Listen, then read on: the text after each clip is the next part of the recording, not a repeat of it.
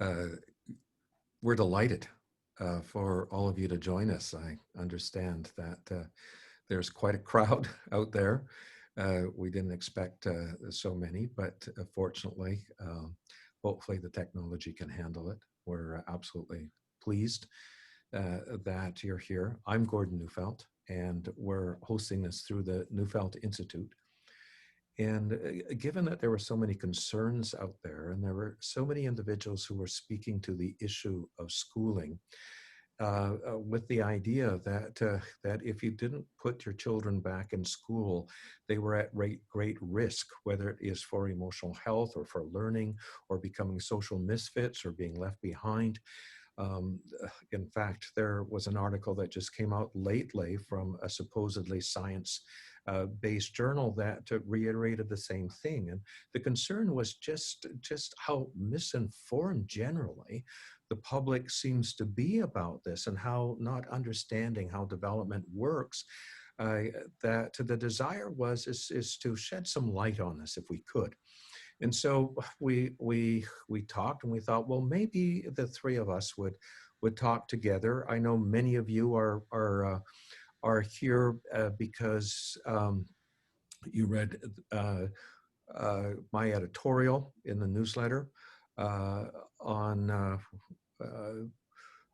could home education be more than just a backup, and perhaps spread that around a little bit. Others of you may have not have read that. We may refer to that editorial. We're going to unpack some of the things that hopefully I began in that discussion. Somebody asked me, "Do you have anything more to say?" Oh my goodness, there's a whole lot more to say about it. I just had to really discipline myself to be able to just say that. So there's a whole lot to say, believe you me, on that area, and I'm hoping that between the three of us, we can shed some light on it. Joining me, Dr. Deborah McNamara, um, author of two books. One is Rest, Play, Grow, Making Sense of Preschoolers and Anyone Who Still Acts Like One, uh, and uh, and The Sorry Plane, a children's book. And she's one of our senior faculty, the Neufeld Institute. And then Tamara Strijack, also senior faculty at the Institute, author of Reclaiming Our Students. It's about emotional health in schools. And she's also our academic dean in charge of all our courses, about 25 or so courses that we all offer online here at the Neufeld Institute.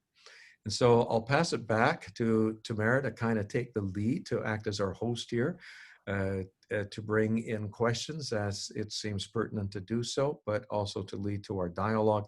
Various questions came in after the editorial, and she has some of those to bounce off of. But I think we've all had various questions, various concerns about this, and hopefully we can speak to some of those. Yes. Well, and as Gordon was saying, it obviously this subject struck a chord to have over 700 people register.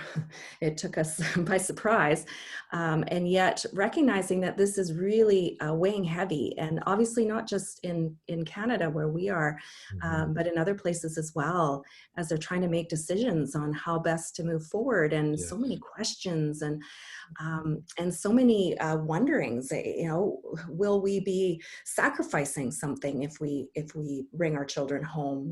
Is this better for our children? There's all of these questions floating around. So many worries, right? So many worries. Yes, a lot of concern. Some of the worries have been around for a long time. Like, Yeah. will my child be a misfit? Will they not, will not having peer interaction or as much peer interaction, will they be at a disadvantage in terms of development? Will they integrate into society? Will they have the opportunities for higher education? Am I damaging them? Am I putting them at risk? So many questions that have been there for quite some time. And now, of course, they're brought to the fore again as this individual or as these options uh, well, parents just trying to figure out the best way to go forward. Like, what do I do? How do I handle this? Some of it is health related, of course. Some of it is stress related. Like, just what do we do here? What do we do? So, thought that, well, hopefully we can unpack a little bit. There's not, you know, there's again, as I said, there's a whole lot that can be said. There's an actual science of home education.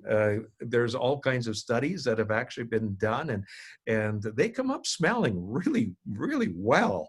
The evidence is very, very positive indeed. But to try to address some of these concerns, some of these myths, really, that because of a lack of understanding how development actually works and what are the core issues in emotional health and well-being. Yeah. And I think the word miss, oh, did you want to say something, Deborah? Yeah, just the only thing I would add to that is I think there's probably some people here today as well that may have been surprised this year that they find themselves in the place of considering homeschooling, where they had always thought they would rely on the school system. And so to be kind of yanked in that direction, I think, in talking to some of my parents, feeling that they must do this for themselves, but feeling that it wasn't a conscious choice that would have been on the table, given the circumstances are we here. And so I think there's different ways we find our places into home education. And of course, some people can feel quite jarred in heading in this direction. Yeah. And of course, added to the mix too is this idea of, like, it used to be home education or school. Mm-hmm. And in home education, you could either try and bring school home and so on. But now we have this added thing is, do we have school-led online learning at home? And Mm-hmm. so that's another option that's unfolded. Or in some cases, districts have online learning for special needs classes, usually district-led rather than school-led. But what about this on learning option? So it has increased really some of the options, but some of the questions still remain. Is a child deprived of school at a disadvantage? Well, and that's what I was going to bring up, is just to clarify, because I think many of us or many of you are finding yourselves in that place of are we trying to actually do school from home? And so in some ways we're homeschooling, but we're still very much led by the curriculum and the expectations, and we're just trying to facilitate that process. That has challenges of its own as well, as opposed to, are we actually taking back the reins and we're trying to take the lead in facilitating, Yes. right? So it's a different situation, but I'd like to say that I think there's so much we can do as parents to create the kind of conditions to facilitate that process, regardless of what it looks like, regardless of whether we have the full control over that and we're trying to decide how this plays out, or whether we're trying to work within another system. There are still some things to consider and to that we do have within our control. And I think it comes back to that idea of really being about facilitating a child's learning and creating the kind of conditions that are needed for that learning to take place. Yeah. Mm-hmm. Mm-hmm. So when I think about it, and I think about in the article, in the editorial that you wrote, and we talked about, the importance of attachment, talked about the importance of a child needing to feel, to have their feelings, to be able to experience rest, and to have a sense of play, to be able to explore, to be able to be curious, to have questions. These are kind of the conditions that we would want to be looking for. And so some of the questions come to, and maybe we could start here, is this piece of needing to feel, of how would we know, how would a parent know if their child is finding the school stressful, or the situation stressful, or doing school at home stressful? What would be the signs? I think that's a question that many parents are asking. Mm-hmm. It's a good question. It's a good question. We know now a lot more about the stress response than we've known before. And we know that how the stress response works is that feelings are inhibited. You don't feel as much. And that's a good thing. Can you imagine if we felt to full capacity all the time? And we simply don't feel so much. If you think of a trauma, what happens in a trauma, you smell smoke in the house or whatever it is all your feelings are turned off. You don't feel a thing while you go about your business of doing whatever you need to do. And your feelings don't bounce back till you at a safe place. And you could have even injured yourself and you don't know that you have. You could be exhausted and you don't know that you are. Oh, what most people don't realize is just how stressful school is for a lot of kids. And I don't mean that they don't enjoy it. They can actually enjoy it very much, but it's stressful. Now, the thing about when a child loses his feelings, he actually doesn't talk about them as much. He doesn't say, I'm upset. I was really lonely today. So-and-so hurt my feelings. I got nervous when my teacher yelled. I got scared when my teacher yelled at me.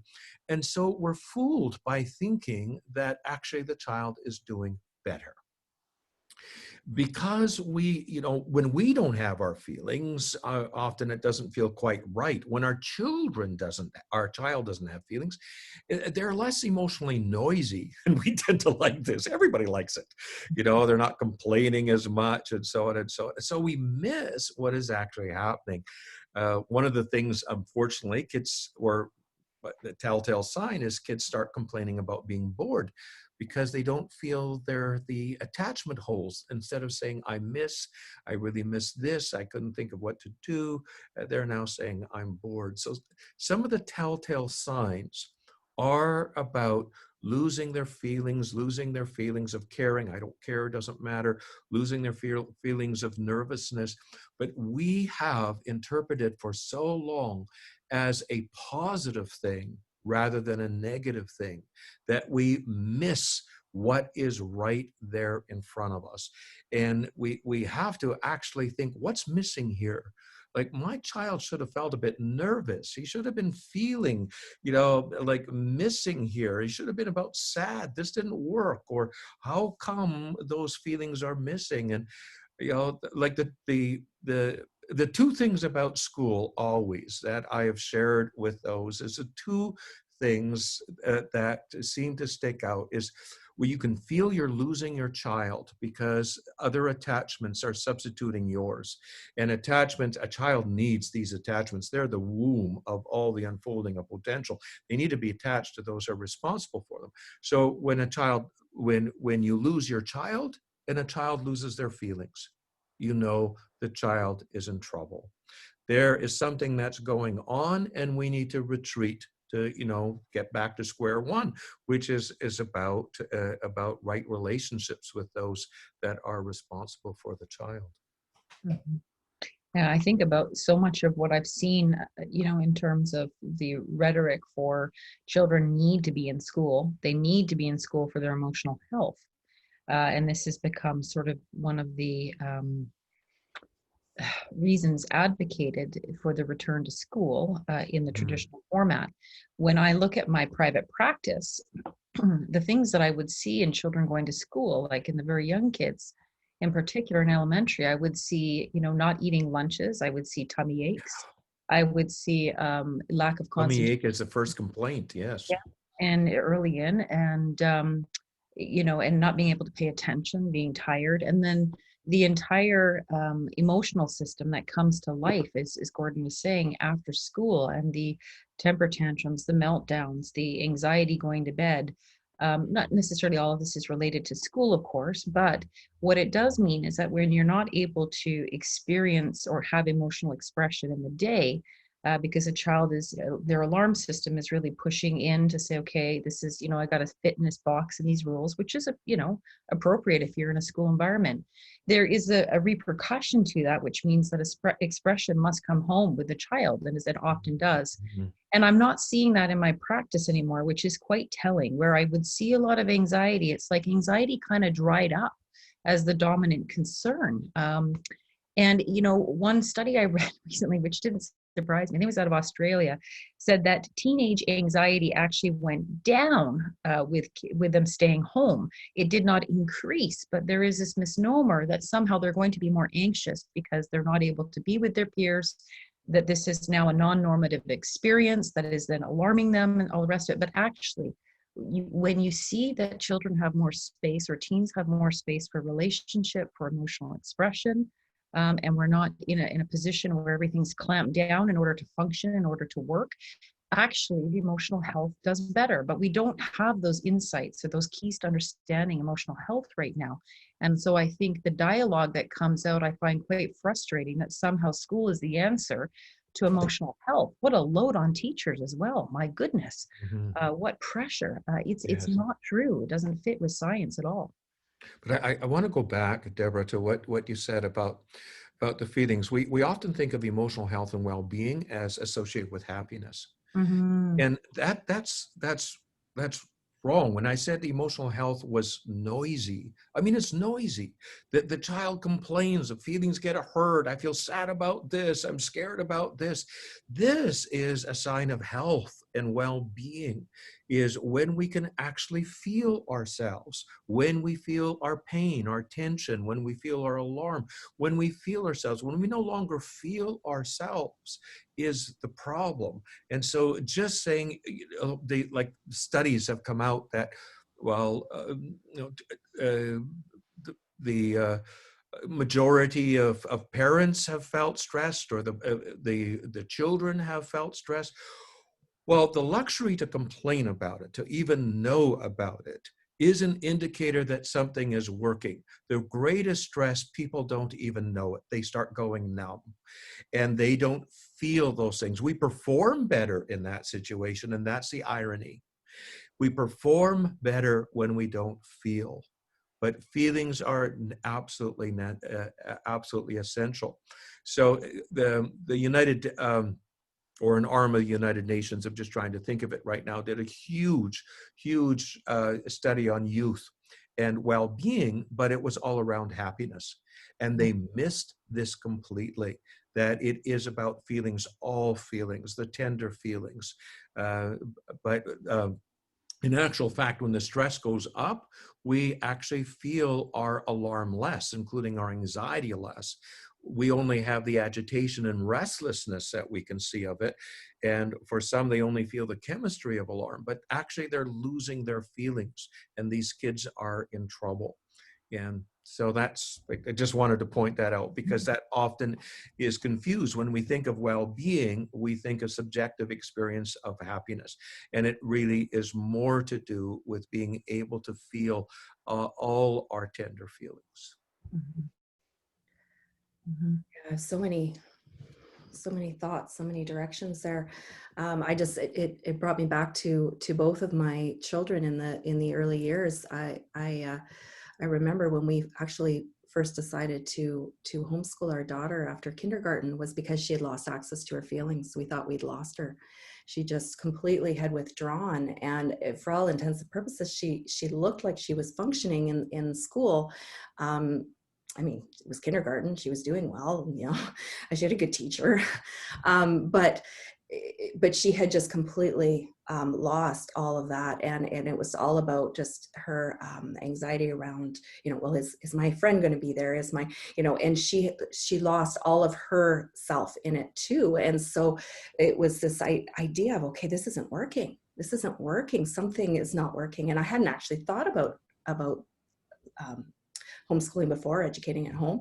And we really brought her home so that we could get her back, and so that we could help her get her feelings back. And, within that year, there was so much that shifted. She was able to come to this place of rest, and things started to emerge again. And that was the first step. It wasn't about what are we going to teach her, although that was on my mind because I had this idea that was really important. But what I needed to do was step back, and just to make room for her to get back to that place where she could feel things again, where her alarm could come down. And then all of a sudden the learning started happening. And I remember her skipping down the road once. We were on the way to the cafe to read our Magic Treehouse book and have hot chocolate. And she just said, I love learning. And she was about, 7 years old. And I thought, I want to bottle this That's moment right beautiful, now. isn't it? I That want to is preserve it beautiful. And because that's the it's so thing, much is the fun. love of learning, the wanting to learn. Yeah. Actually, there's a beautiful, Tamara tells the story sometimes about her daughter this way, but she was wondering, Tamara was wondering, how does she keep this experience from not being a failure? And so we had this discussion, and I said, well, does she know how long kindergarten lasts? She said, no. Well, can't you tell her that it's over now? She's going to graduate on Friday, and it worked perfectly to protect her from the. Well, that was my second child. So the first one did a whole year, but she only did 1 month, because by the time we had the second, we thought she'll love kindergarten. It's a lot of playing and what. Well, just what Deborah was saying, it was too much for her. It was too much. And so she held all of the rules in. And in this case, her teacher was not as intuitive and really had a lot of restrictions on these young 5-year-olds. And she came from, she was a grade 5 teacher and they were trying to focus on academics. So she had to remember all the rules. And she tried so hard to be good, and she tried so hard to follow the rules. Well, every day after school, she was having meltdowns completely over random things. It didn't matter. It was just, it had to come out somewhere. And I was thankful it was coming out. But what it did tell me was, it's not working for her. It is way too much.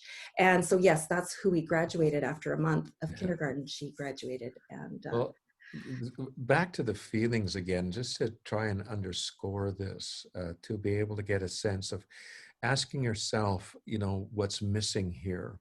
yeah.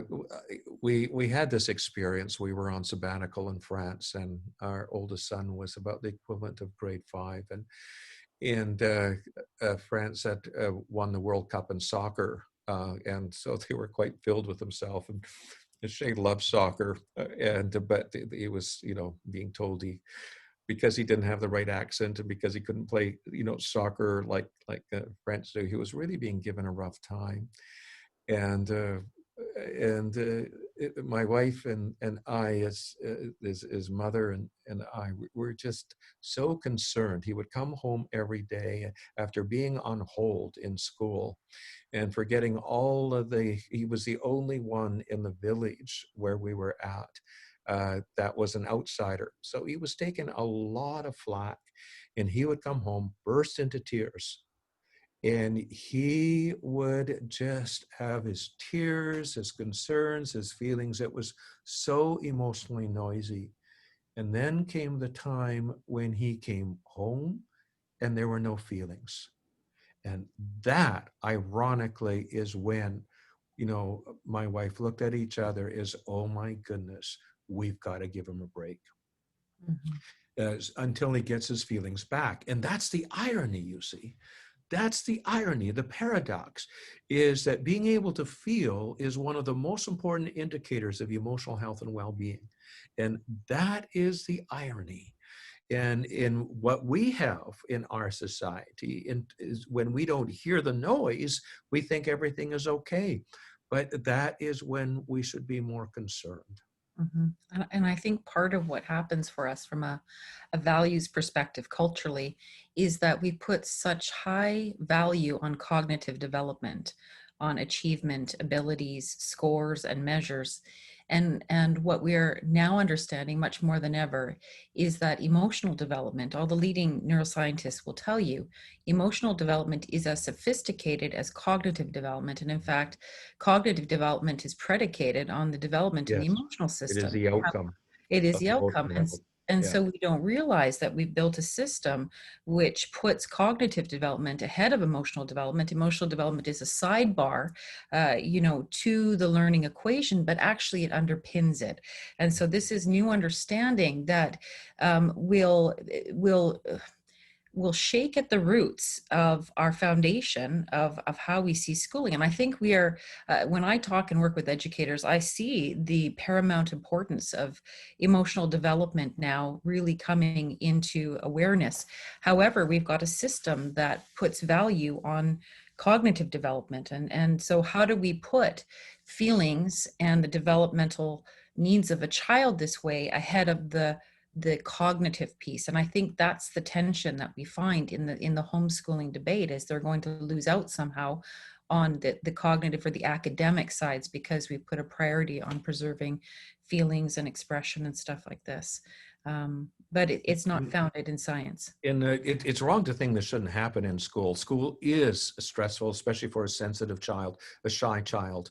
And if the relationships with the teachers aren't enough for the child to feel at home with the teacher, I mean, that's the ideal, right? That is why home education has it easier in many ways, because the number one thing for a child to feel receptive is to be at home and feel at home. That is attachment-wise with whoever is teaching them. And that tends to be much more likely at home than at school. But that's a challenge at school as well, is to develop that working relationship. Whew, I just walked myself right out of the point I was going to make. Yeah, I'll probably I come followed back. you. Pardon? I followed you. You followed me right off track. I can't believe I can derail myself like this. Well, it's emotional. That's what happens. We lose all cognition because of the emotions. They take precedence, right? And that's Yes. the whole thing, is that our emotions can hijack our attention. Our emotions can take us in so many different directions, and yet we give no power to it. We have no words for it. We don't even prioritize it. And that's the problem. And that's the Thank benefit you. so much of home I education. know what I was going to say. It's not about the problem of losing our feelings when there is stress. It's not about a child losing feelings during the day. It's when they don't come back. That's the concern. Yeah. And the issue is, school would be impossible. It's not a safe enough place. There's not enough attachment, home, womb, invitation to exist in the other's presence for there to be the safety of this. The peers are hard on each other. And so that's not the issue. We're all meant to take a bit of stress. Where the trouble is not when a child loses his feelings when he is stressed, when it's a bit too much to bear. It's when they don't come back. And that is that when they don't bounce back, when the child is safe, then you know the child's in trouble. Yeah. Yeah. Well, and it strikes me, I want to bring in a couple of the questions that have been coming in here. And because I think it's quite relevant here in talking about when the parents are trying to facilitate for their children, the online, especially with the online learning, when there's already an agenda, right? There's an agenda there's an expectation, and it's frustrating for the child, and it's not working for the child. And here it's this idea of how do we come alongside that, and how do we make some space, how do we make some room for them to be frustrated? Yeah, that's not working how we want it to be. I remember when my daughter, she's having to do her first year of university from home. She's supposed to be, in Montreal and enjoying the whole experience. It's not how she wants it to be. And so we're so quick to just try to say, well, it's just the way it is, and we just have to get used to it. And yes, all those things are true. But if we don't make room for those emotions, it's actually going to get in the way of the learning. It's making room for it. It's because once you make room for it, then there can be space for other things to happen. But if you don't, then the frustration is just going to build, and then you've got this attacking energy coming out all over the place, and on the siblings, and That's so hard when, as a parent, I mean, for a child, like mom, dad, if the relationship is good, that's the place where you can complain, where you can have your resistance and so on. And it's really, really hard when now you've decided to be a teacher, you're going to do this to do this. In fact, this was always a concern. And I wrote an editorial on this, oh my goodness, if you're going to be educating from home in whichever way, school-led, online learning, home education, the bottom line is, please, your child needs mom, dad. Don't take the parent out of the equation here. They mustn't lose it, because this is a safe home base. This is more important than anything, is to have that place. But oh my goodness, as a parent, it's difficult. Want to get down to business now. Stop the complaining. Stop the resistance. Rather than the child being safe enough to be able to actually actually put some of those feelings to words. I Mhm. want to speak to two things here, and I want to come back because there was a question around that I think would be good to address around the uh, difference between expression, healthy expression, and attacking energy. Um, but I wanted to say something first about the teacher. I don't want to lose that piece about the being the child's teacher and sacrificing the parent role. I with my youngest child in particular, I learned quite quickly, I did the learning in this, I learned quite quickly that I could not actually be the teacher. I couldn't be both teacher and mom. And the other piece was she actually, she didn't need me to be the teacher. She needed me to take the reins and facilitate her learning. And so I helped, I set the stage and I helped create the kinds of opportunities, and I matched make her with the kind of people who she could respond to, and it wasn't sacrificing my role as a parent. I became the one to orchestrate it. But that's a mistake to think that you actually have to teach, because there are a Yes, lot of absolutely. wonderful ways of learning without having to be that one that is kind of trying to hold on task and to say this is what you have to learn. I mean, some children will be receptive. My oldest was happy to sit down and learn with me, but the other, it was through books, it was through other people, it was through mentors, it was through uh, yeah.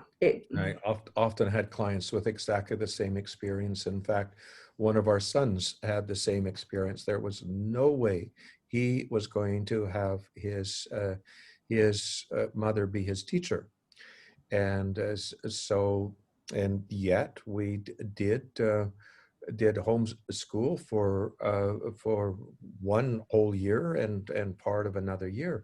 But it was that it isn't that you need to be the teacher. You don't bring school home.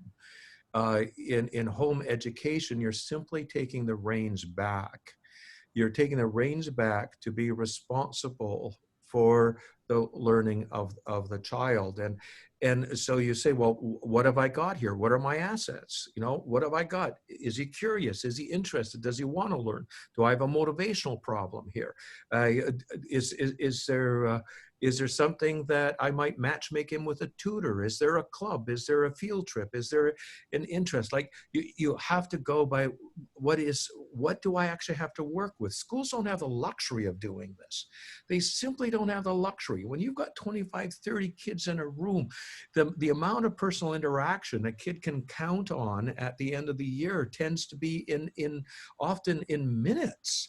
That actually is there. There isn't that luxury. When you actually have the luxury to sit down and say, where is Sarah at? What excites her? Where is she still curious? Where are her interests? Where does she have barriers? You know, what is this? And again, there are lots of kids who are not willing to sacrifice mom for a teacher, and that's perfectly okay. It is about taking the reins back to being to saying, okay, um, there's lots to learn in this world, and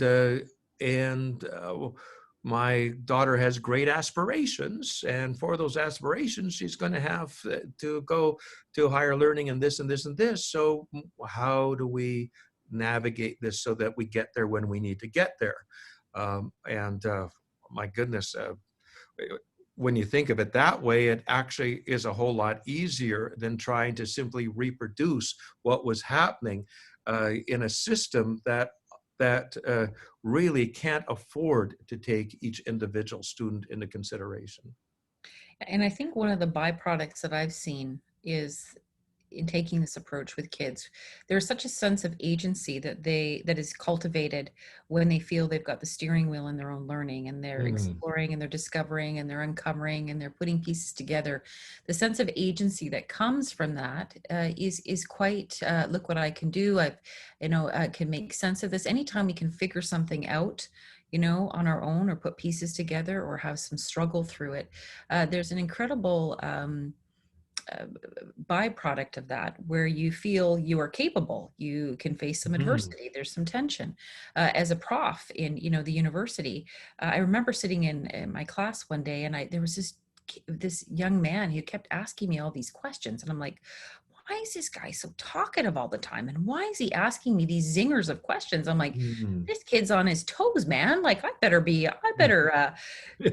dial it up a notch here a little bit. I'm used to some sleepy kids. Anyway, and it was a first year course, and he came up afterwards, and he was debating me on the future of electronic books. And this was like 15 years ago. And I'm like, yeah, I really like my books. And he's like rattling off all the stats. I'm like, you might be right. I think you're convincing me. And I'm just like, where, like, why are you so passionate about this? Like, cause usually my kids can't wait to get out. And he says, oh, I don't know. I just, I was a homeschooled kid. And he looked kind of sheepish. And I'm just like, he stands out still to this day, one of the brightest eyed students who had a sense of inquiry, inquisitiveness, who wasn't shy to voice his point of view, wasn't apologetic.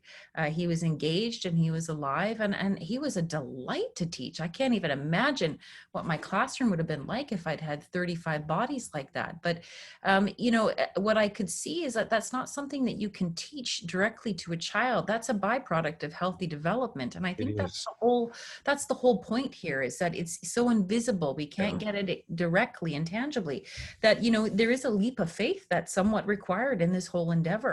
And that's hard sometimes.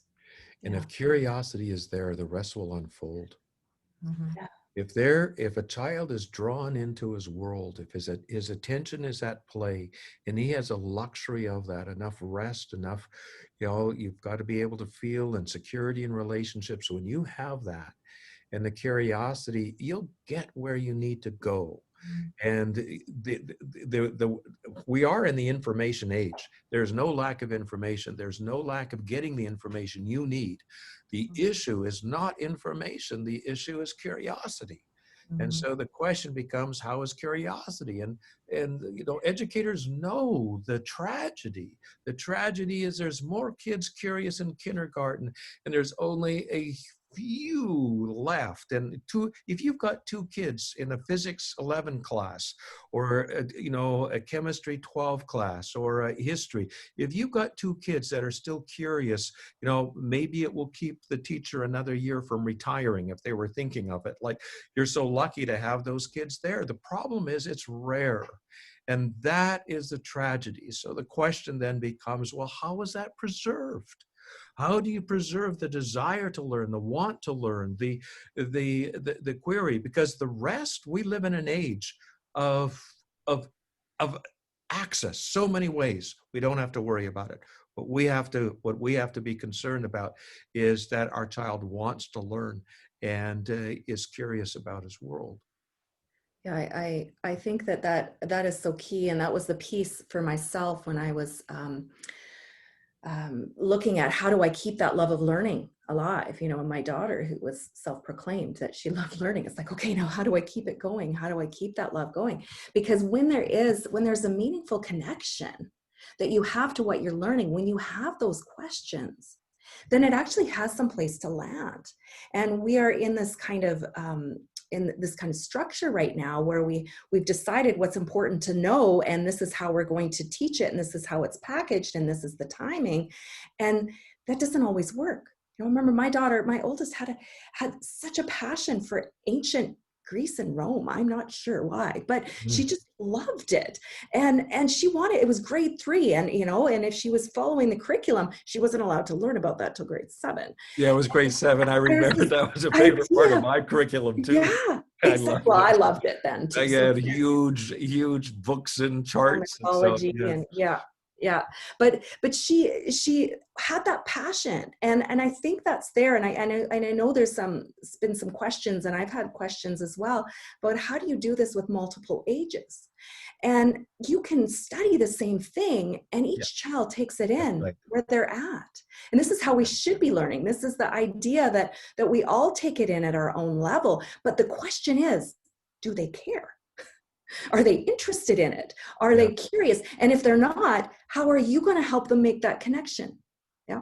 Yeah, How and are this you is going to pique their interest? and this is back to feelings again.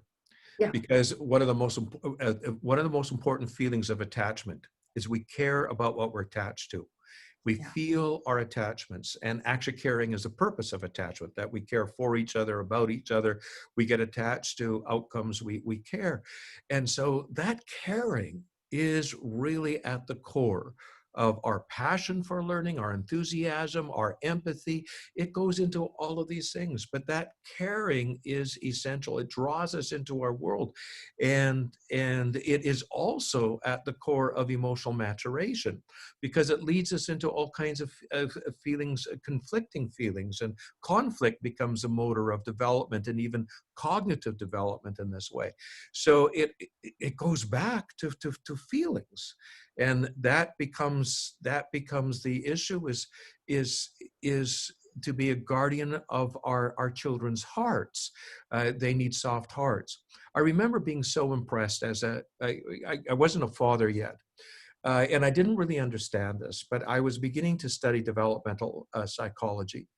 And Jean-Jacques Rousseau, way back in the beginning 1700s, I think it was 18th century anyway, one of the inspirations, he said, by the most important role of the parent is to be a buffer to society, to keep the expectations, demands of society far enough at bay to allow nature to have its way with the child, the unfolding of the potential, a curious individual moving forth, venturing forth into the world. And I didn't understand it at that time. I actually was trained as a behaviorist, and it was only after I had my own children that I said, this doesn't make sense at all, and the whole realm of attachment and development just made so much sense to me as I shifted to that approach.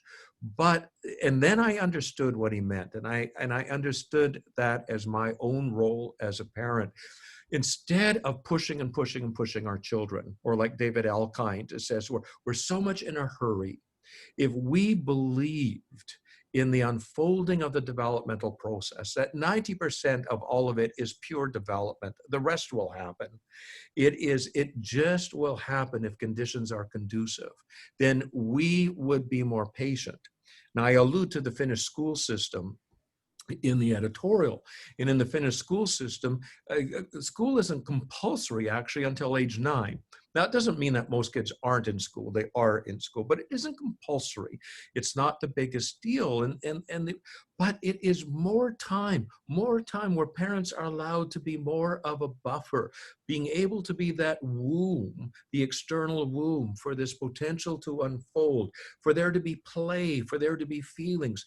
When that happens, oh my goodness, I've seen in some of my clients, I had one that was doing dreadful in grades 7, 8, and 9. He was just bombing out of everything. And I said to the mother, I really, you seem to me to have the luxury to be able to take charge of this child's education. He was already in special classes, alternative schools, and they weren't working for him. Well, within a year of taking him home, he learned 2 or 3 languages. He mastered this, like all of a sudden, he could move from a place of curiosity. He is a theoretical physicist or mathematician right today at an Ivy League university. He went all the way, but it was just like, oh my goodness, this isn't about trying to hammer something into his head. This is about taking control of our children's education, understanding how development works, being a buffer to all the pressures in society to hurry up and try to get things into their thick head, and bring it in from the inside out. And this is what I wish more parents and teachers understood, is the role of development in this, of how it actually works. Because if that is there, a child won't fall behind. In fact, it just starts unfolding fast. The child starts experiencing the natural brilliance they have. I hope school can't create brilliant children. It can teach brilliant children, but the home is the one who actually creates the conditions for the brilliance to unfold. Yeah.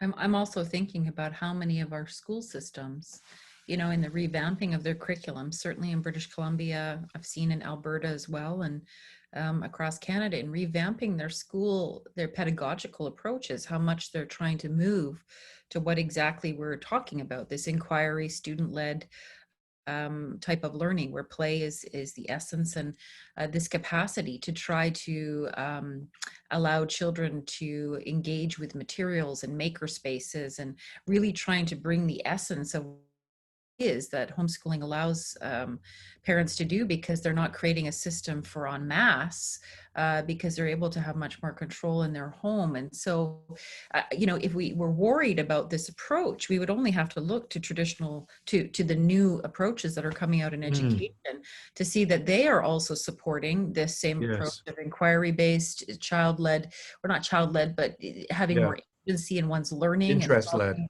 and It is interest. definitely interest led. and Yes. and and seeing how much this resonates in terms of ultimate outcomes and building knowledge workers who can find information and use it, not just who can regurgitate information, but who can actually take the pieces of the puzzle and put them together in new and novel ways. We realize that we need better ways to educate our students, which requires putting them in the steering wheel. So traditional educational systems and really gifted educators are trying to introduce all of these things, play-based learning and stuff. Mhm. David McFall is a wonderful example in Ontario, and all that he's done to bring children outside, to create outdoor spaces, to increase play and all the rest of it, to try to get the benefit of what we can do in our homes when the conditions are conducive. So we need not feel like we're doing something very alternative even here. I mean, No, no, no, no. they're trying to This catch is up to this. exactly. This is basic pedagogy. Yeah. The issue is where can it best be delivered? And the fact is that you don't need to be like, when we think of school, we think of pedagogy, we think of curriculum, and we think of technology. You take all of those things away, and you have a child who identifies with being a learner, who's enthusiastic, who actually has curiosity, and that is more significant than anything else. And so that is why when we subtract school from the learning equation, as we do in home study, in studies of homeschooling. But remember, this is a very special population. So you can't compare this. This is a population in which the home presumably is in a better place to answer these irreducible needs of relationship, play, feeling, and Right. rest. But where those are there, and you have parents who don't have any teacher training whatsoever, and you may have you may move to a completely interest led instead of going a curriculum based, and you don't have the advantages of advanced technology in your labs and so on. That still having a child who's curious, who's interested, emotionally healthy, is far more important, and will get to where it is that we want individuals to get to have this agency in the learning, to be excited, to set the stage for lifelong learning, to be curious, and to to make a contribution to society from the place of being a caring, emotionally mature individual. And I think there's so much need for a trust in the process. It's hard. I hear this a lot, and I'm just reading. I'm kind of trying to follow the chat a little bit and reading the questions, and it can just feel so overwhelming as a parent trying to feel like. And I remember that feeling like, oh, I've got to get it right. I've got to, and what if I'm not up for it? What if I don't? I'm alarmed, and what if and I remember that, and as I started to go, I started to gain some confidence, because I started to see, oh no, wait, I'm doing what I think is best for my child. and I'm doing what my child needs right now, whatever that is. And that's really what we're looking at. What is it that my child needs right now? And there was a question about that. How do we know when it's homeschooling isn't working anymore? Well, those are the kinds of signs that you're looking for. If, you know, are they, is school, sometimes school can be a good experience for the child, and they're eager to learn. And there was a time when my daughter, we found a wonderful program that worked for her. And then there's other times where it's like, no, this is not working. That love of learning is not there. That curiosity is not there. And she's lost access to her feelings. And so let's, shift gears again. But it's when we take the lead with understanding what it is that our children need at that time, the academics will come. The things that they are needing to have will come. And I'm coming at this now from the other side, because now I have 19 and 21, and they're both in university and doing things that they love. One's in creative writing and one's in engineering and loves physics and has always loved physics. And they each kind of find their way, and who knows what will happen from here too. But the idea was that I had to at some point trust in the process. When they were younger, I had to kind of let go and go, okay, actually, I feel like I'm taking care of their needs here. I'm creating the conditions. And so I'm trusting that this will unfold.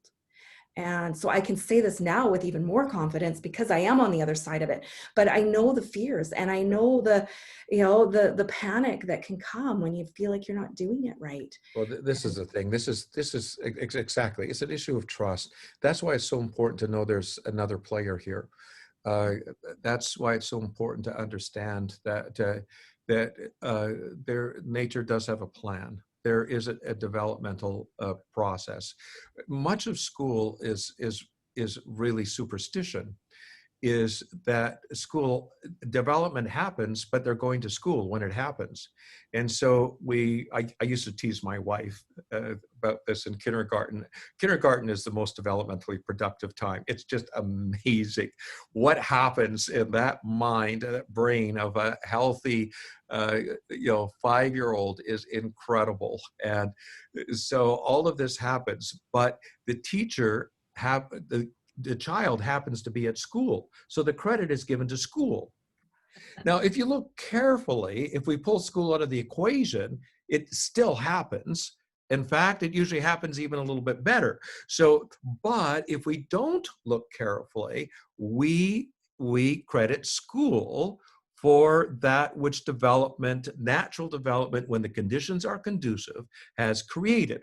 In any other place, we'd call it superstitious behavior. So to give credit to something where that isn't the real explanation. But this is an issue of trust, because nature's the invisible player here. The unfolding of human potential is absolutely spontaneous.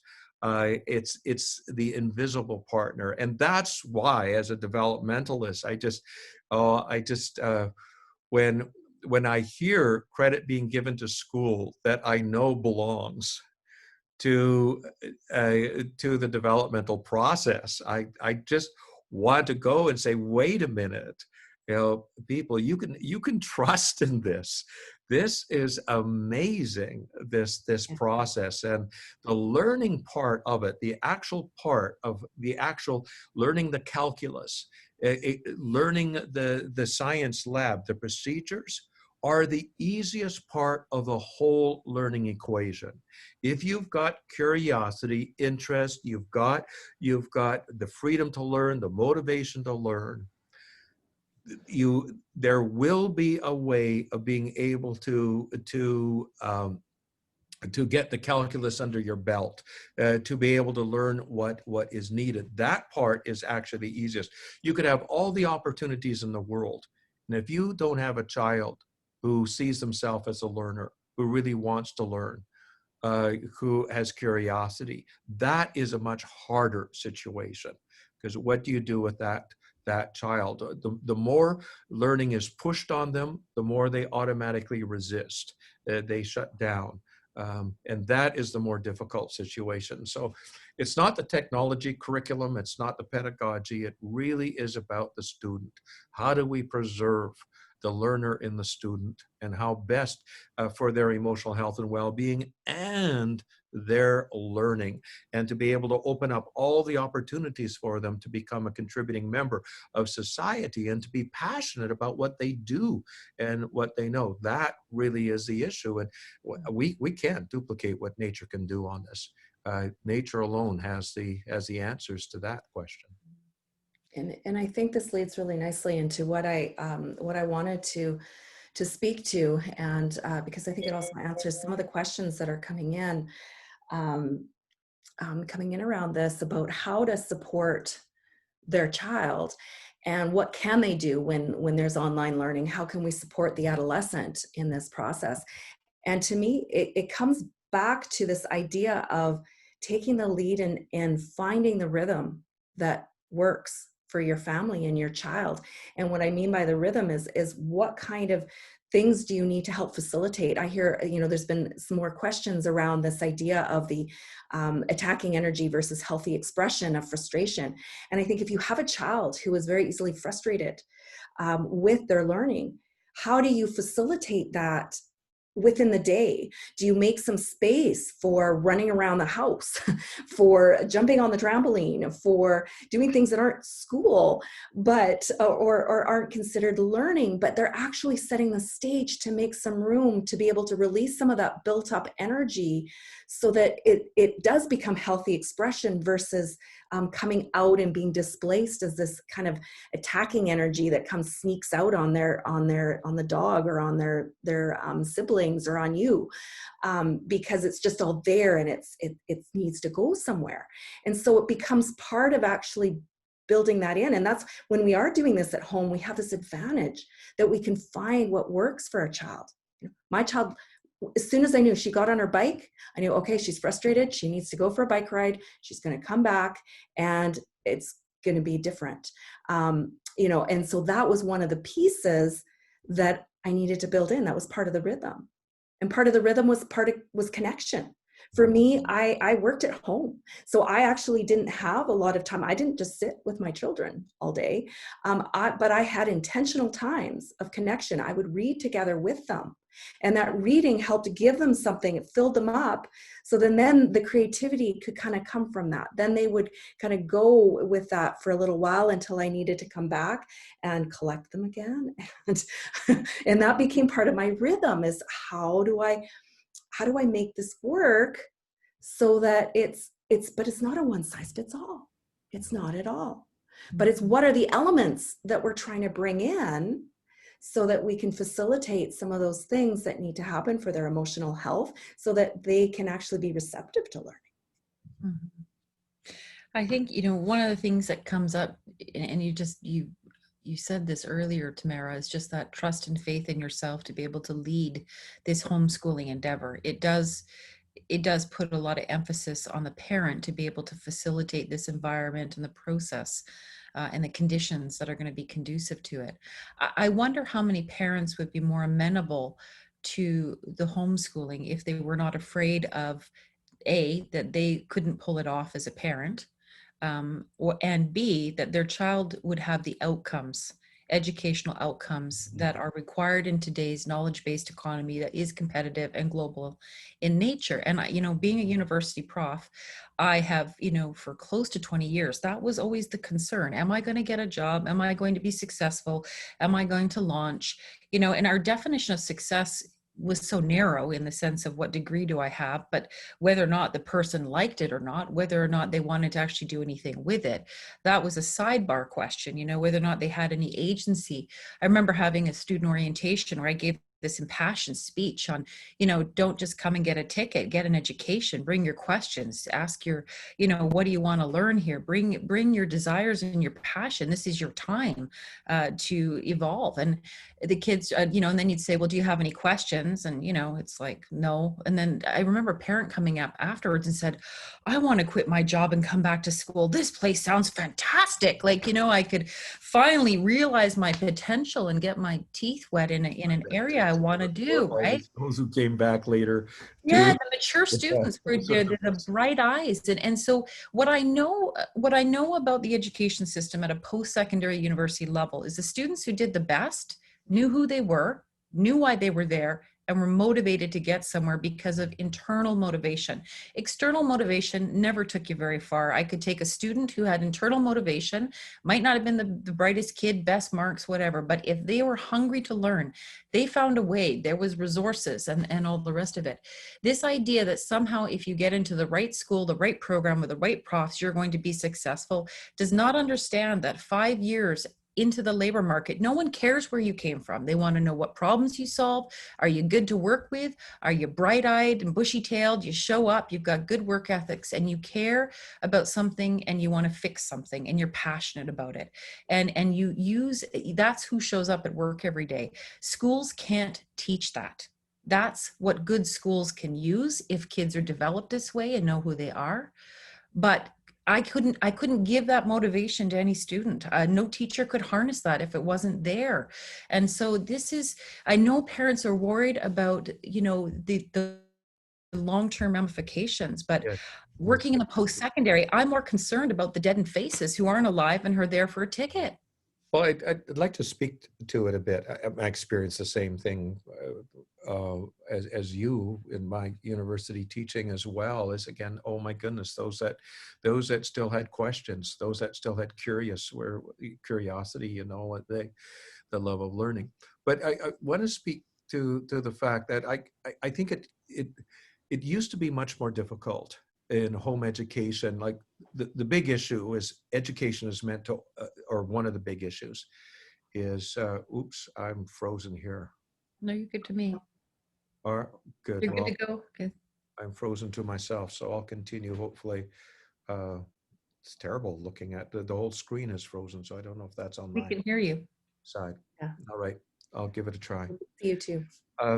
The what was You want to forgetting speak myself. to, That's the problem you with can want to speak to the potential of a home educator to Oh, make it in yes. a, that education, school is supposed to open up opportunities, and that is one of the wonderful things about school. And it used to be that you'd had to go to a traditional school and have the traditional report card and everything like that. Universities were all tied up in doing this in a traditional way. Well, that no longer is the case. It isn't the case with the best universities. It usually isn't the case with most universities, is that they're far more fluid now because they all accept international students from all over the place, all kinds of programs. It works differently. And many of these universities have programs that are there that will assist home educated students to be able to figure out what they need to get ready for first year university. Stanford has a wonderful program doing this, but there are so many opportunities. It just, if there is motivation, if there is will, there's a way. And it no longer is what it used to be. Home, if you know that your child has aspirations to be an engineer or a chemist or a physicist or whatever it is, or and there comes a time when you can help plan the educational plan and what are the hoops that need to be done. You can make contact with the universities that you wish to do. It is different. And I do not believe now that home education needs to at all take away from opportunities. That's the beautiful thing about it, is that it's a wide open field now, and I don't see home educated kids being at a disadvantage. I want to bring in, well, I agree. First of all, I just want to say, just having that experience with my own children, and it was one of my concerns, I think, early on. And I think that, wherever you're at listening to this, it's more, what we're trying to say here is it really depends on your child, what you decide to do. But what we're saying is it developmentally okay to be at home? Yes. and this is the question. An alternative. Yeah. Yes. And so it is an alternative. And not only that, for my children, it actually, they thrived in that environment, and they both went in and out of different high school programs that at the same time as well. But it was more what worked for them at the time. we've been skirting around it a little bit. We've spoken to it a bit, but the question, of course, that's coming up in our Q&A here is, of course, that question of, but will they fall behind socially? What about, and a lot of them love going to school for that, for the peers. In fact, most And, children do go to school to be with their friends, not to learn. yeah. Yeah. That So is the motivation. yeah. And that's the question is, are we doing a disservice? And I know that I had that question initially myself, because I didn't really understand in those beginning years what was important. And the more I saw, it's actually, what they needed more than ever was to feel at rest and to be in a connection with me. When I felt like I was losing my child to her peers at 5 years old, or to one peer in particular, she wasn't ready yet for that, because she hadn't had a strong enough sense of herself. When she went back in to take a grade 9 science class, because she loved science and she wanted to be in the lab, and she went in, and I was waiting to see, is she going to be able to hold on to herself and her ideas, or is she going to come back wanting to be like everybody else? And she came home, and she was still her. She had a strong enough sense of herself that she could do that. And this misunderstanding, is that they need to practice this socialization. They need to practice being with other people. Well, actually, no, they need to gain more confidence in themselves. They need to have strong connections to the adults who are caring for them, those caring adults who are healthy attachments, to be able to give them that confidence to be who they are. And then they can go out and be socially interactive in a healthy way without losing a sense of themselves. So anyway, Yeah, some of you will know I wrote a whole book on that. exactly. Yeah. The whole issue is do they need their friends? And the answer is friends are great, but it is not a psychological need. The amount of interaction, I often get pushed. Well, what they do need is they need it to be attached to the adults responsible for them. That's what they need. They need to be able to feel. They need to be able to have a sense of rest from having to work at attachment. That's what they need. They need to have play. They don't need peer interaction. In fact, the sibling interaction, the multi-age interaction, is the healthiest interaction, because that's what attachments were meant for, to be taken care of and to take care of. So cascading, they need grandparents, they need babies, they need to take care of and be taken care of. So cascading care is a need. Now, what in the friends they may want, they may desire, and there's no problem with them as long as they don't compete with the attachments they need. It's when they compete with the attachments they need is the problem. But if you were worried about this, if you were at all concerned about it, an hour or two of interaction with peers a week would take care of anything you could possibly be concerned about it. And so it is simply not an issue. In fact, in today's home education learning environment, you will find plenty of opportunities for co-ops, for interaction with other family-oriented kids. You'll get so much that is there. There will be no deprivation. This is not the world we live in anymore. There is plenty of social interaction that is there. But the issue is, you need to have a sense of self that is strong enough to survive interactions with peers and not lose yourself. That's what you need for healthy development. That takes some development. For that, you need strong relationships with the adults who care for you to be able to get that place to where you don't lose yourself when you're with others. Once you do so, then the interaction, you are able to have both togetherness and separateness simultaneously. Then the interaction will be beneficial for you. But the obsession with friends that is in today's society is not a healthy one. It is an unhealthy one. Mhm. That obsession is actually fueling social media. It fuels fashion. It fuels all kinds of things that actually is not in children's best interests. Um, And I think that was borne out in certainly my experience in working with families who, um, when their children were no longer allowed to go to school because of COVID restrictions, came home, and there was this awareness that how do I do this dance with my child? They don't want to be at home here with me. They want to be with their friends, and the anxiety actually shifted from now being away from one's peer attachments. And it was such a light bulb moment for so many parents to say, oh my goodness, they prefer and are missing, they're not at home here with me. mm, They've been at home at school with their friends, and I've yeah, missed this because it's been camouflaged by this need for socialization, all the rest of it. And truly bringing their children home again. And how many parents said to me, this COVID has given me an opportunity to see something I wouldn't have seen otherwise. I mm, didn't realize the role that peers were playing in their life, and I need to reclaim my kids.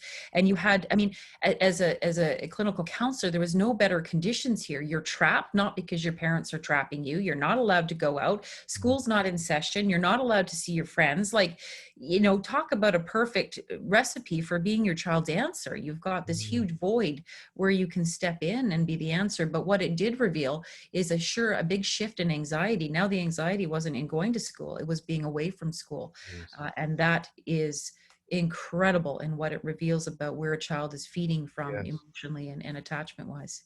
Well, incredibly how society has evolved. Oh, So that this pure orientation I talk about and hold on to your kids is so basic now. It is the reason children go to school.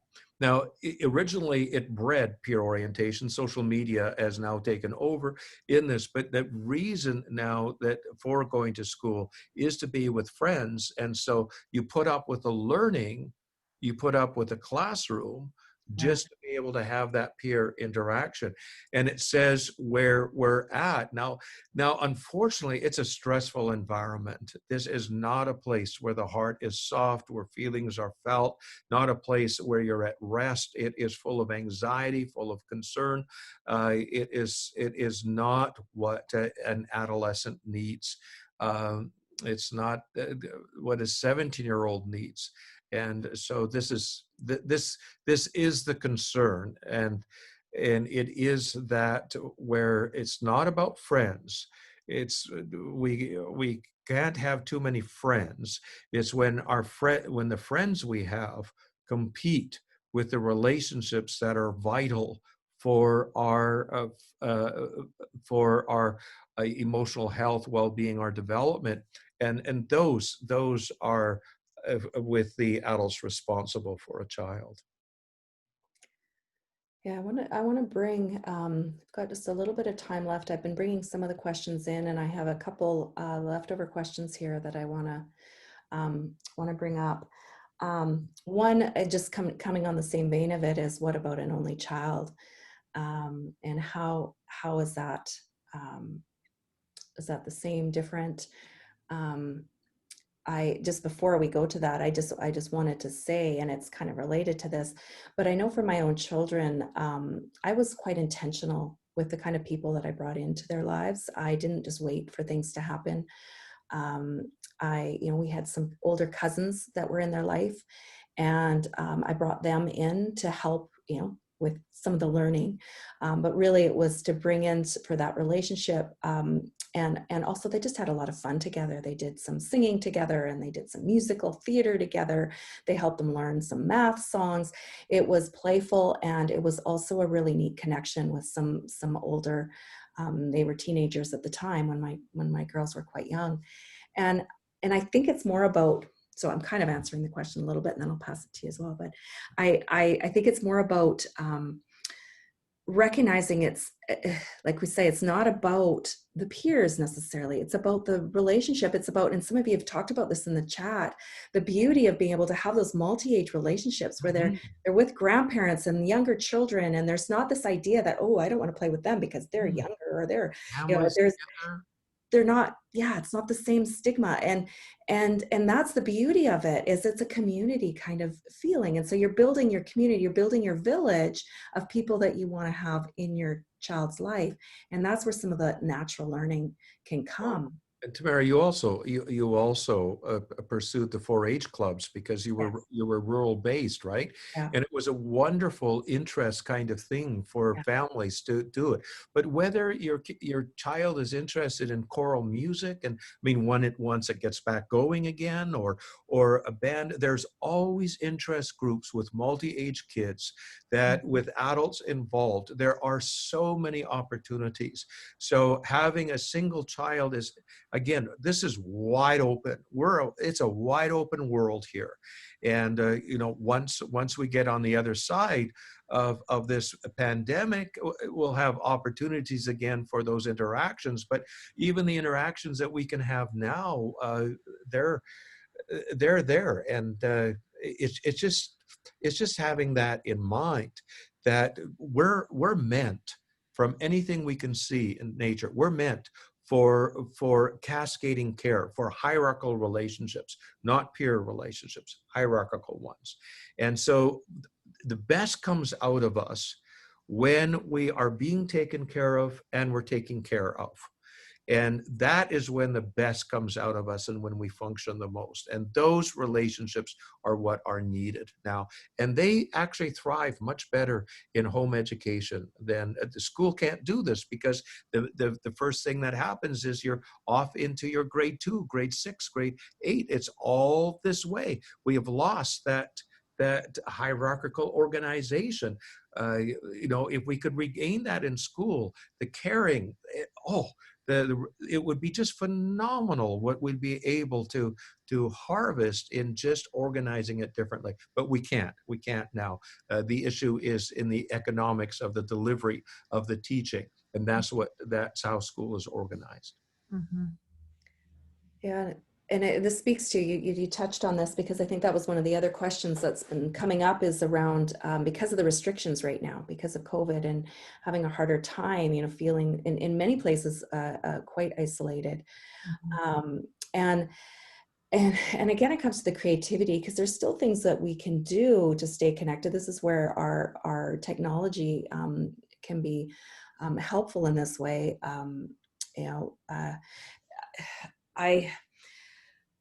But it is being creative about it. And it's also about, sometimes having a break from some of the activities. I know for my children,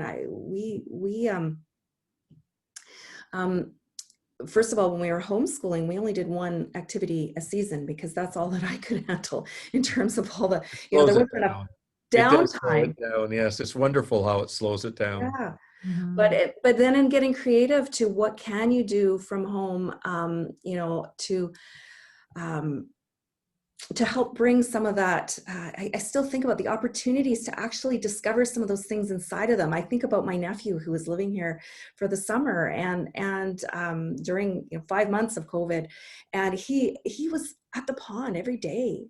He made friends with the frogs. He learned all about the plants, and I didn't actually hear him. Now that you were talking about that, I didn't hear him say, "Oh, I miss my friends," once. And he did have some good friends that were there, but he has Fred and Ted, and he's a whole group He's a now. product, by the way, yes. Yeah. But it's just that he made a more of a connection with nature, and the creativity came from inside out. He started to be more creative. He's 7. But it's just getting out of that mindset that it has to look a certain way. And I think that's where we can get stuck, that it has to look a certain way, and that we need those interactions. Sometimes having some downtime is not such a bad thing. And I think if we look at the history of schooling, I mean, this has served, colonizing purposes. And if you look Yes. at our First Nations and our Aboriginal people, they would tell you that our greatest teacher is nature, that all the answers lie in nature, that we need to be observers of nature and listen to her wisdom. And so there's a belief somehow, if we're not busy and we're not active and we're not doing something, that somehow we can't learn. And really, I think what it means to be an observer and to perceive is so shortchanged in our busyness and our work-based, outcome-driven structures that we set up. And so, returning to a sense of, I don't, if there is a sense that I don't have something to go to, maybe that's okay too. Maybe we need to return to nature. No, Maybe we need to, or you know, just even a little bit of a vacuum, a void, not necessarily have any answers, but to yeah, quiet down, slow down, ask yourself some questions. yeah, What is it that I want for my child? What is most important to me? What do I get excited about? What am I, if there's one, I'm thinking now, actually, I'm realizing, oh my goodness, we have 5 minutes left. Maybe we should each take a minute and a half to say what's on our heart to individuals or what we would like to leave them with.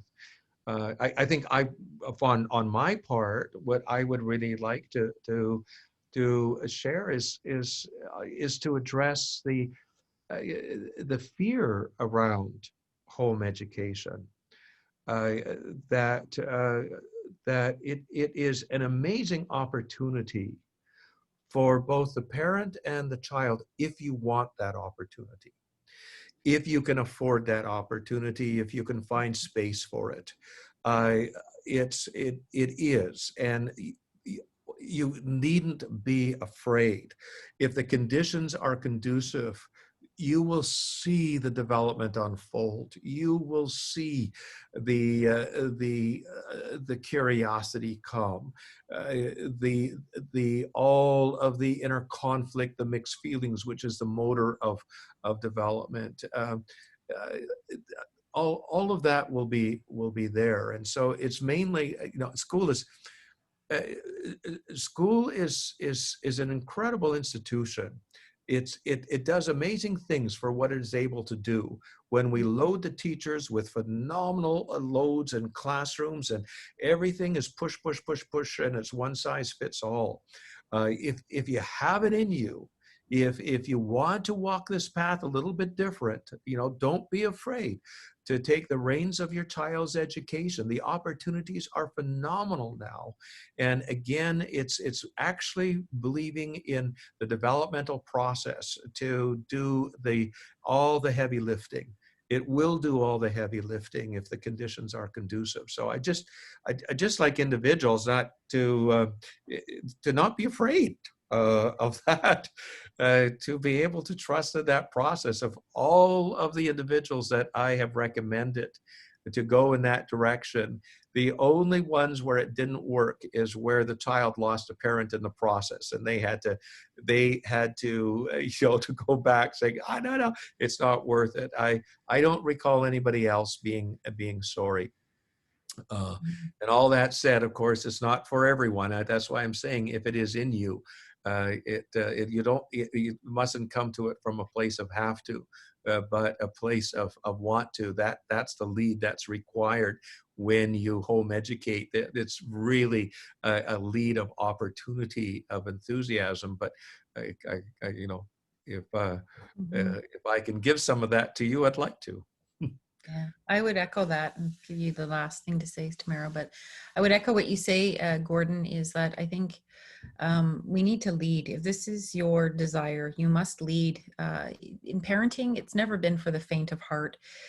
We face lots of tough things. COVID is just going to be one of the many tough things we face. And so there's no, what does Yoda say? There's no try, there's just do. And so I would say do. Go ahead and do. Embrace the uncertainty, embrace the newness of it, embrace the challenge that it will bring you, make room for some of the ups and downs that it will bring, but don't fail to lead. This isn't something that you get not to lead on. You must lead boldly into this, and lead with your purpose and your passion and your ideas and your reasons why you're doing it, why you care to do this about your children. There must be deep caring here, that you must believe you are the answer this way. Trust that you have what your kids need, and reach out for help when you need it. But don't to and fro on this. If you're going to do it, as my dad said when he was teaching me how to drive, you don't hesitate. You hit that gas and you go, or you don't go. There is no Grab the steering wheel. You grab the steering wheel and you go. If you've got the wheel, you've got to take the lead. And the beautiful thing about it is that if you take up that stance, you can be absolutely confused, but your kids look at you like, well, she's got the wheel. She knows what she's doing. And you know what? They're just going to follow you. And so in your tailwind, your kids are going to be fine, but you're going to take on the headwind, and don't shy away from that. Be resolute in taking the steering wheel. Be resolute. That's a beautiful new word Gordon has just introduced to us. Resolute. It just echoes in my body. That's a good one, Deborah. Be resolute. Don't worry, you will be confused, but be resolute. Well, be resolutely confused and okay with it. well, that's what I was going to add. I love it. That's what I was going to add. Is not worrying about getting it right. That there's actually a lot of wiggle room here. Yeah, there's really a lot. I'm a testament to that. And I would love just to say, go out and read the book Ish by Peter Reynolds if you haven't, because it talks about that, it's not about getting it right, but let's just try it, put it out there. Let's just do this and not be so worried about that it looks right, because there is no right. And keeping all of those things in mind, it's about facilitating the learning, creating the conditions. This is the place that we can take the lead, and we can do this no matter what the situation is. So I think we can end there. I have a lot more to say, but the exciting thing is we're actually, I have a few announcements about this, but we are actually decided, because of the demand, that we are going to dedicate one of our Saturday seminars to this. So we are going to be doing that October 24th. We are going to be doing the theme of home education. Gordon and I will be taking that and going into more about the conditions and what that looks like. So if you want to join us for that, there'll be more information coming. And I think Genevieve actually just posted a link to that. Also, just a reminder that the recording of this will be up on the website under free resources tomorrow, under the pandemic resources, or hopefully tomorrow. We still do have a lot of, we do have a lot of pandemic resources. We take them down. We've been going. We still have many there for you. You can find that on the site. So after, I'm going forward to the one on home education, but we actually have a Saturday seminar coming up next week on alarm spectrum. That's going to be an amazing one, especially for those that maybe have children with varying experiences of alarm. And this is something that's very timely right now for all of us. So it's not just for children, it's for adolescents, adults. I think Genevieve will put in some information about that as well. And we also have a lot of fall courses. Our lineup just started. So if you're interested, I'm actually going to be doing one on Wounding World, keeping children safe in a wounding world, coming up in October, in a couple weeks here. Intensive 1, our foundational course, Making Sense of Kids, is starting up in October as well. And next week, we're doing another free webinar. This one will be a focus on emotional health in schools. And I'll be on a panel with Deborah and Eva Degotsny and Hannah Beach. And we'll be doing a panel together on that subject. So for those of you that are playing, interested in hearing both of those sides, excited about that opportunity as well. And if you're a little overwhelmed because of all that I just said, and you're on our newsletter, you will actually get this information again. We'll be sending out another newsletter. We actually have one coming out tomorrow that is a sneak peek to something that we'll be opening up. But in 2 weeks, we'll send out some of these reminders about some of these things happening, as well as some other additional links. I've had some ideas as we've been going of some additional links for on the subject of home education. So we'll have those for you as well in that next newsletter. And hope to see some of you in our day seminar on that. And I think that was all of it. And if you're not on our newsletter, you can go and sign up for our newsletter, because then you will get all of that information. Yeah, thanks again to everyone for joining us. It has been hopping. As you can see, the three of us like to talk. And on this subject, we've got plenty to say. Yeah. So glad to be able to have this dialogue. I thought hopefully maybe if the we just talk, it will be helpful to hopefully some of the questions were answered, or concerns, or you gain confidence, or if you're already home educated, it gave you a more confident, or home educating, it gave you greater confidence that in the path you've chosen as well. So Take care. all the Yes. best. And thanks for coming. Yes.